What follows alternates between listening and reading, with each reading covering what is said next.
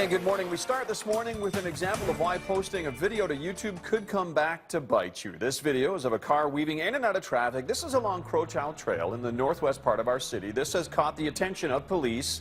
The video uploaded by YouTube user Roman Kozubski shows a Mustang driving at excessive speed. The vehicle, outfitted with a dash cam, remains close to the Mustang, matching its every maneuver, including the speed. The vehicle with the camera is a Porsche Cayenne. Calgary police are aware of the video. They're now investigating both vehicles. Mounties in Vulcan issuing an arrest warrant now for the mother accused of abducting her two daughters. 48-year-old Trina Meisel does not have legal custody of the two girls. 6-year-old Taya and 12-year-old Talisha sneaking out of school in Brant, Alberta, near Vulcan on Monday. They met up with their mother on that day. They have not been seen since. Police believe the trio could be driving in a black Honda CR-V like the one on the top right here of your screen, similar to one that we're showing. It has a unique license plate that you should know about. Alberta plate reading ORNRSE. RCMP say the mother could be taking the girls to Vancouver Island, likely Nanaimo or Ladysmith. They are not believed to be heading to Saskatchewan, although police did earlier say they might have been heading east instead of west. Even though it looks like it's going to rain much of the May-long weekend, we're still being warned to be safe around the Bow and Elbow rivers. Authorities say last year's flood has changed the rivers big time. Anyone thinking of venturing out in a raft, canoe, or kayak needs to be aware of the dangers lurking under the surface of the water.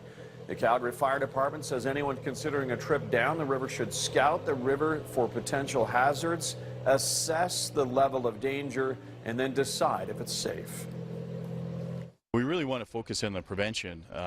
That is our primary focus, is on awareness and prevention, and if need be, then we'll look to enforce as well. Typically on a busy weekend we'll come into contact with 400 people on a river, so most of that is really just prevention and awareness. River conditions can change daily. If you're going on the water, you need to be aware of course, the water level, the temperature, currents, and hazards in and around the water that can catch, trap, or overturn a raft or a canoe. Overseas, the death toll in the Turkish mine disaster is rising this morning. 232 miners have died in the coal mine explosion and fire. Authorities say 787 people were inside at the time of the blast. As bodies are being brought out on stretchers, rescue workers are pulling blankets back from the faces of the dead to give jostling crowds of anxious family members a chance to identify the people being pulled back to the surface.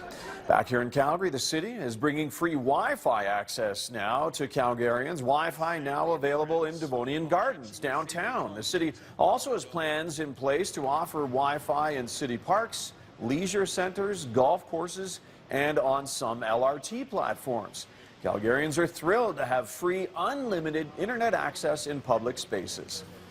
I have a work phone, so that kind of really helps out as well, but it's a great service to be offered, and I think a lot of people are going to take advantage of that. I think it would be beneficial to stay in touch at work if you're out of the office for meetings or anything else. I think anywhere downtown that has Wi-Fi is going to be a benefit to everybody. Nowadays, internet should be everywhere because it's related to work, to social networking, to text messaging, to talking with relatives. Just last month, Parks Canada announcing it will offer Wi-Fi at dozens of historic sites starting this year. At your news to 7:43, 4 degrees now at the airport, heading back.